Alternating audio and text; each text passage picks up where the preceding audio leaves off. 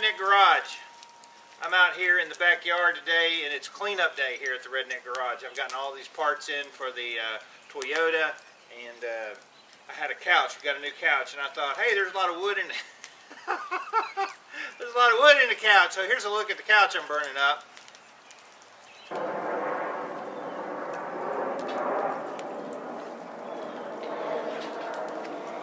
Okay, you can see there's a lot of wood in there. It burns pretty good. There's some pizza boxes. We had Papa John's last night. It was about the same as old Papa John's always is, and that is what's left of the carcass of the couch that I am burning. And there's my little fire pit, which is, even though very pathetic, does meet regulations and codes here in Franklin, Tennessee.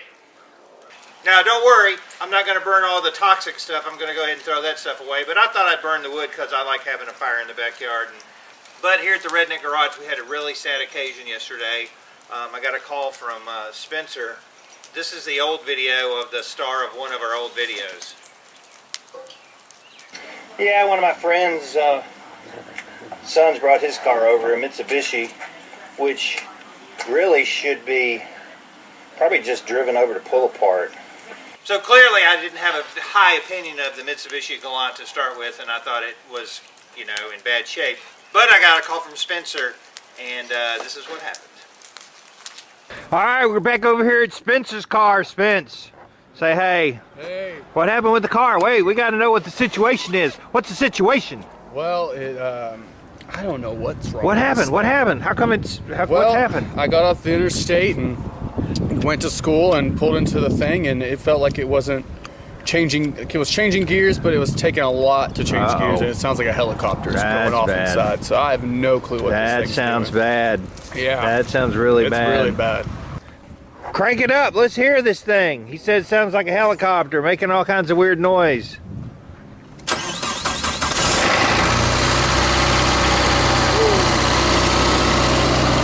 That's bad. Oh. Well, you drive it home. It doesn't matter at this point. What do you think? He's screwed. Yeah. So what was it? What noise was it making? Like a hammer sound.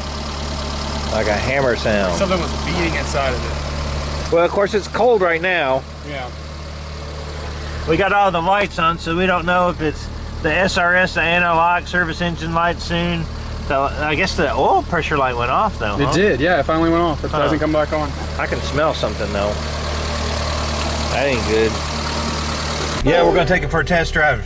Hear the helicopter hammer sound.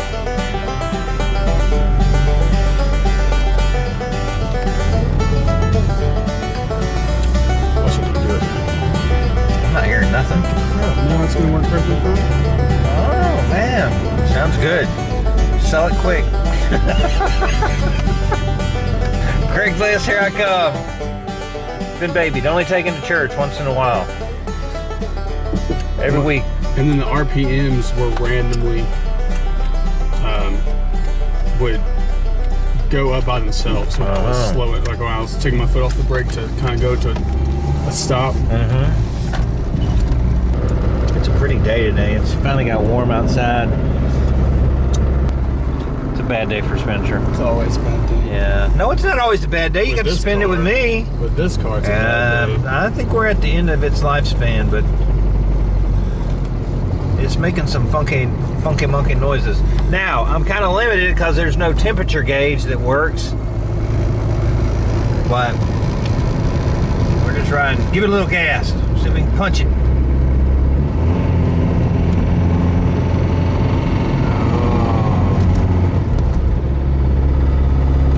I don't want to really get too far away from the house because we'd have to call a wrecker.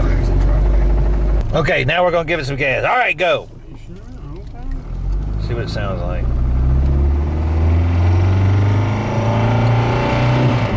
Oh.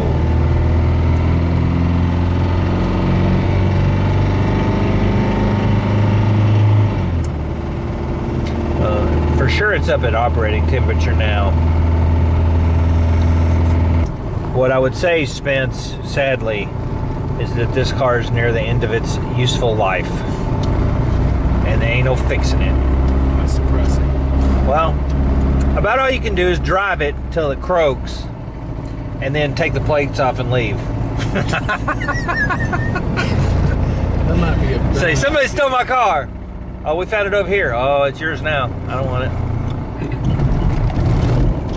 If I had to make a guess, what I think it would be is there's something in the bottom end. There's a bearing starting to go loose or something. And it's, when he first started up, it had a pretty good knock to it, and then it quit. So I would guess that it's probably bottom end related. Yeah,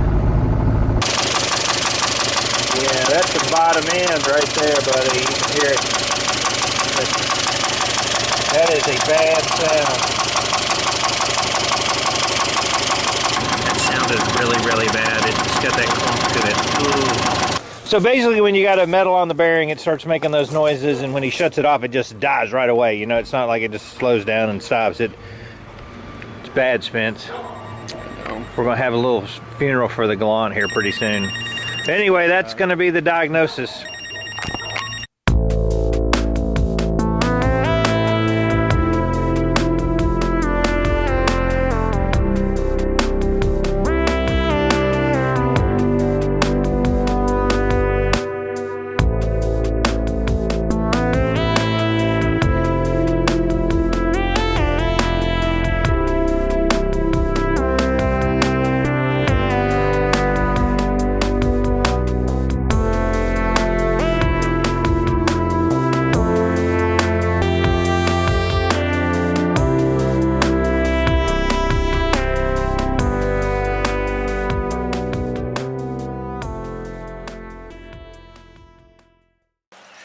So I thought you'd enjoy that.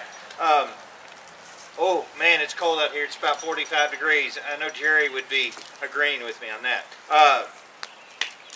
If you noticed in the little video of the cemetery, that was actually my quadcopter. I took it out there in the cemetery and tried to be respectful, make sure there wasn't anybody around, you know. I didn't find a quadcopter over your dead grandmother. But it was pretty cool, and I've gotten where I can fly it a little bit better, and I'm still practicing on it. But I'll do another video on that later. And I'm going to enjoy cleaning up the redneck backyard. Randy's here. Say hi, Randy. Hey, Randy. He's got a new haircut. It looks nice. Oh, now he's messing it up. That looks better. Yeah. What are you doing? Just came back from the church and I smelled some rancid smell in the neighborhood, and I wondered what it was. That's Ethan. Oh. Yeah, that's Ethan. Ethan's got the rancid smell. Randy's a pyromaniac. He used to do all the pyrotechnics for all the big acts back in the day. Ozzy Osbourne and gotta get that oxygen down in there. Yeah. Okay, boys and girls, it's time for a Randy story. Go ahead, Randy. What's your story? You're talking about pyro. Yeah, pyro. Back in the early 80s, when Ronnie Millsap actually carried pyro on the road for his tour, for his show, he had a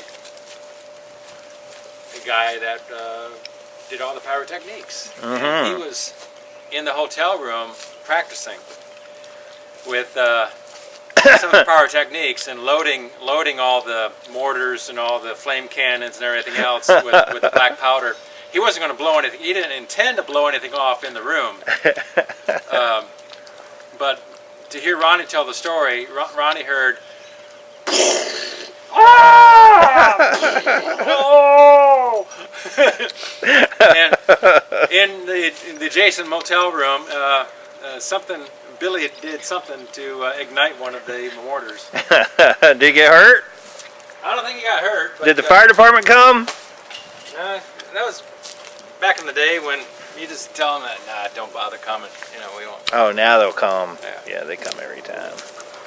Let's get a close-up of the fire. These are ornamental fireplaces, and you can see how much I've used it. It's melted it. It's very ornamental. It's ornamental, man. Yeah, I've burnt all kinds of stuff in here. There's 2 cats from the neighbors, actually, in the bottom of it. just the bone. Not really. I'm just kidding. It's beer time. You can see that I've gotten the couch burned up. Everything's straightened up. I'm having me a Foster's. It's Australian for beer.